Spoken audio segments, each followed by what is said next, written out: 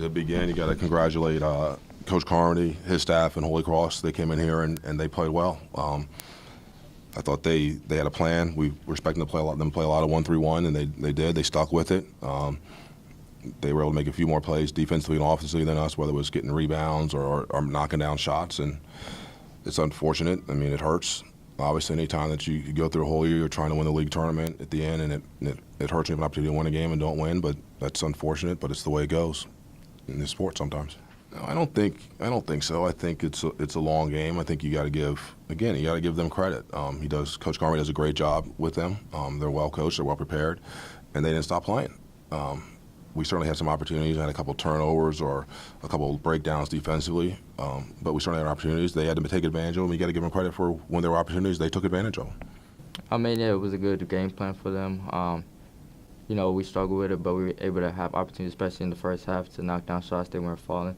And I think sometimes in the second half we had opportunities to score, but they didn't fall as well.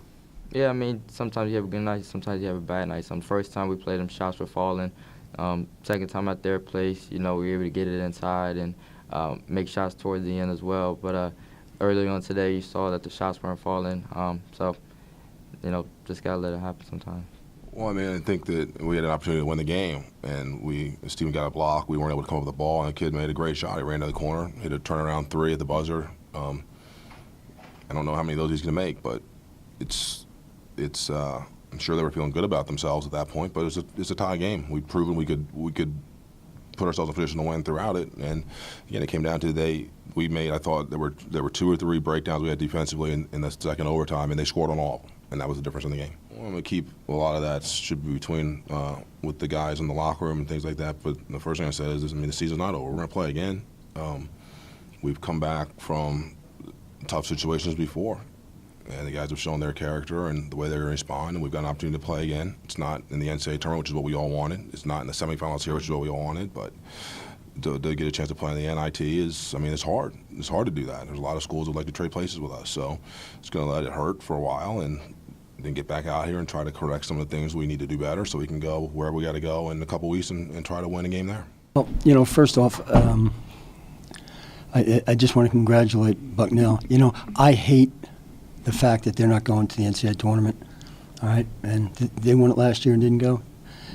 Right, and they've won it a bunch, and I just have to get this off my chest because you're a one-bid league, and you play for 2.5 months or whatever it is, and you play 18 games, and you're the tops. You should go, all right? And if they want to have a tournament still, that's great. And if they don't win it, then the team that wins it gets an NIT bid, and they still get the NCAA bid. Because I'm going to bring that up at our April meetings, because I just think it's just unfair. And I know people say, well, then what do the guys have to play for and all that kind of. Well, if you're a teacher and a coach, you say, hey, it's not always, yeah, sometimes you don't win.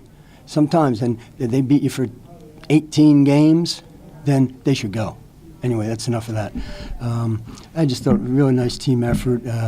Great, really good basketball game. A lot of different guys on each team came through, and Rob sort of recounted all those different things. And I don't want to forget Eric Green, because in the first half, he's a guy that tore his ACL last year, right at this time. I think it was March 2nd or 3rd or something, and got operated on May 3rd. And he didn't play for the first 12 games or something like that. And I said that you're never going to come back. And so he sort of carried us a little bit in that first half, just with doing stuff and playing the bottom of the zone. He ran guys, shots out of the corner. It didn't come as easily. So I don't want to forget him. Yeah, I knew that we were down 3, obviously, and I knew that I had maybe 3-4 seconds when I got the rebound. So I think I took one dribble and I just tried to get 3-point line as quick as I could and just try and get one up, try and give it a chance, and fortunately it went in. I knew it went through for the buzzer. I thought the only thing was I might not have crossed the line. That was the only thing that was going through my head, but no, it was really, really lucky, and I'm really glad it went in. It's huge for our team. We hadn't had a road win until we beat Loyola last game, and Bucknell, they really beat us up good twice. To come in here and to see the way we played from top to bottom, everybody, on the bench, and went out there and fought, and it was double overtime. They went up by 6, I think, in the first overtime, and we fought back, and I mean, it was just it was a really good win for our team. No, I honestly I didn't even think about passing off. I was just trying to get to the three as soon as I could and let one up.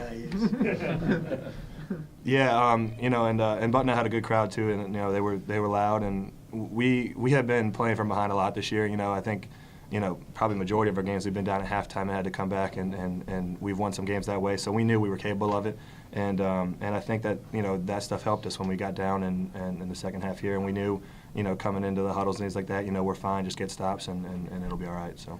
Yeah, you know, it's been working well for us. It worked well against Loyola, and you know we've been. It's a defense that you just got to work hard in, and just try and get them out of an offensive rhythm. Bucknell, I mean, they have a very good 3-point shooting team, so we tried to do whatever we could to kind of disrupt their offense and disrupt their flow. Yeah, and Malachi hit a couple big in the second overtime too. I mean, it was a total team effort. You know, from like I said, from top to bottom, we got great contributions from everybody. And Matt, you know, he played outstanding today, and I don't know if he probably had, you know, 10 points off the bench, and you know, his threes in the first overtime, Malachi's threw the second overtime. You know, it just, like I said, it was Carlos 3, and the final 3 we made in the second overtime. It was a total team effort. I mean, yeah, you hear it, but I didn't really pay any mind to it. I mean, you know, my teammates, you know, they always tell me to keep shooting, and you know, I have that mentality as well, and they had confidence in me, and I guess the one that I made, I was due for one, I guess. For a couple of air balls. Well, we played the whole game.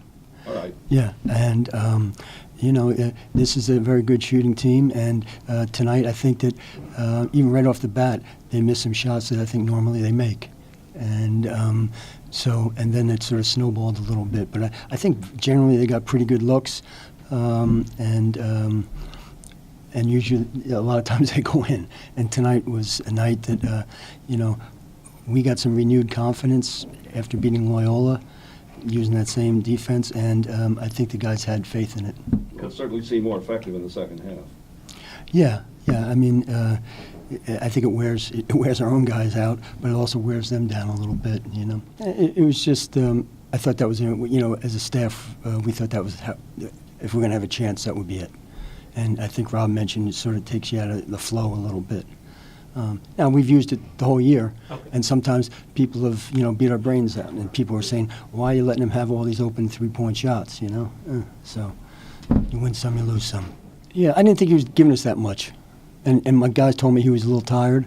You know, he was worn out. He's working hard, but, you know, he wasn't producing as much, so we just wanted to sit him and give him some time. And then it turns out we were playing pretty well, so, okay, that's a good group. You know, when you have a team, you can't just go with 5 guys, although I'm inclined to do that, you know, too often probably.